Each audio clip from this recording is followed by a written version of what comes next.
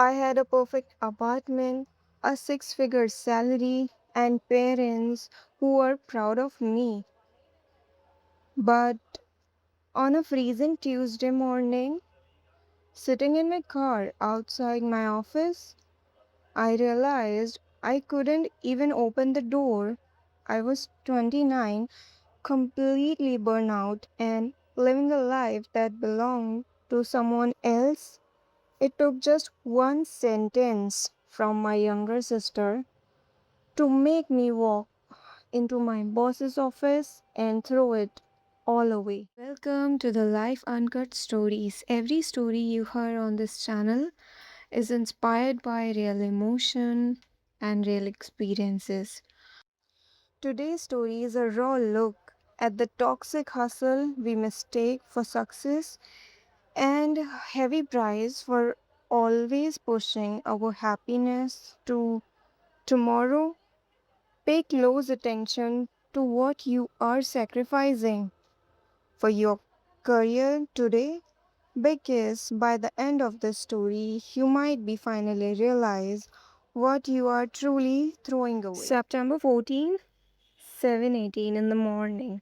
I was sitting in my car in a parking garage in downtown Chicago, holding a coffee that had already gone cold. My engine was running, and I was looking at the entrance of my office. Through the windshield, I had about 12 minutes before I was supposed it to be upstairs, but I just couldn't get myself to open the door. I remember taking a deep breath and thinking, I really don't want to go inside today. Then I immediately tried to talk myself out of it. Maybe I was lately, and maybe I just need a weekend where I didn't have to do anything.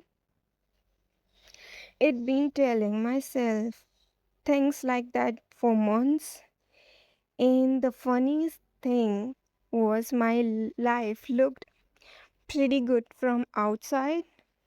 I had graduated from a good university, gotten a job at a company people actually knew, moved into a nice apartment, and by 29, I was making more money than I had ever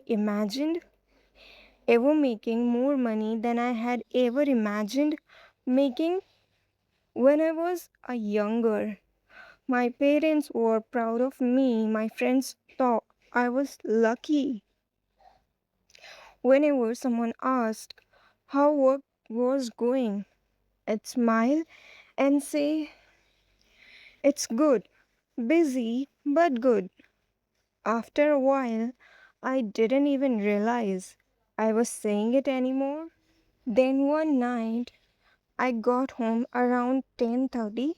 I dropped my bag near the door and sat on the couch without changing out of my work clothes.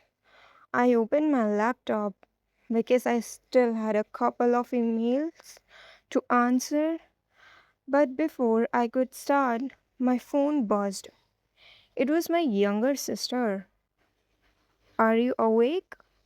I smiled and replied, yeah, what's up? She said nothing. I just wanted to talk to you. I look at the time, it almost 11, and I was already exhausted. So I told her, can we talk tomorrow? I really tired. A few seconds later, she replied, sure, you always says tomorrow. Though I didn't know what to say to that. She wasn't being mean. She probably didn't even realize how much that sentence would stay with me. I closed my laptop and just sat there for a while. I started thinking about how often I'd been saying tomorrow. I'd call my parents tomorrow. I'd see my friends when work got easiest. I take a proper vacation after this project. There was always some reasons to wait.